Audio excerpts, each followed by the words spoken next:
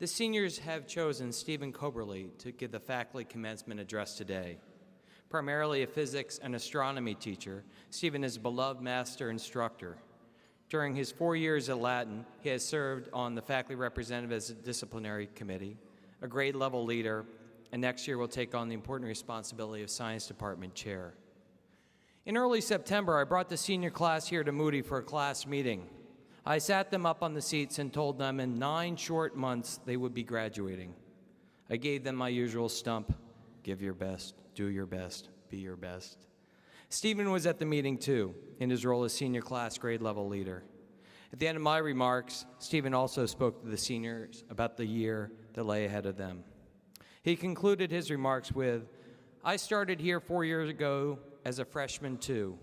Now in year 4, it's my turn also to take on more leadership responsibilities, to make a bigger mark on Latin. Well said. I offer you a person who not only walks the walk, but also has inspired these seniors to do the same." Stephen Coberly.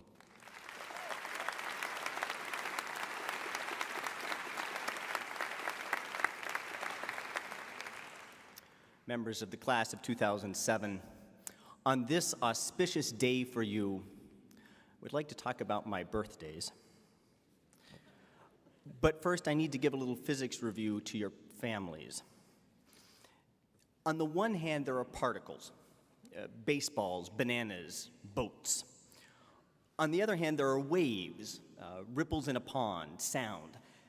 They are fundamentally distinct entities. And so the debate raged in the scientific community for many years about the nature of light. Is light a wave, or is it a conglomeration of particles?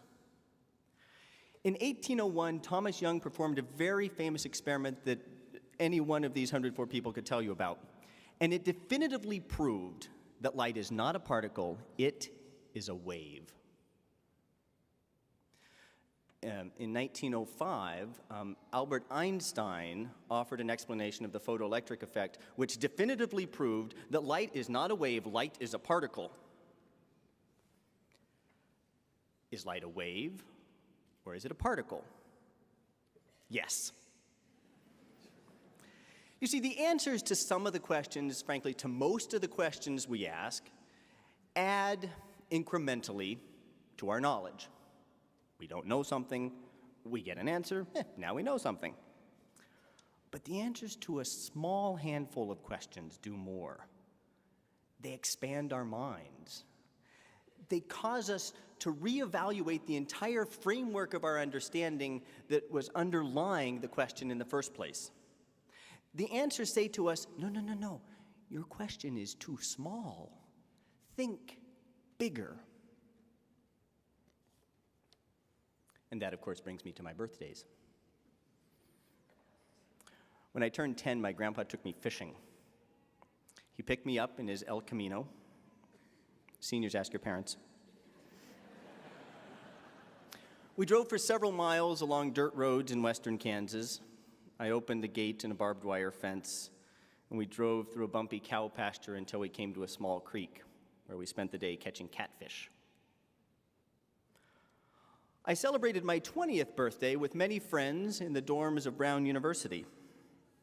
And on my 30th birthday, I was with my wife and several friends in one of the interior courtyards at the Supreme Court in Washington, D.C. And when I turned 40 a few weeks ago, I went to prom with the class of 2007.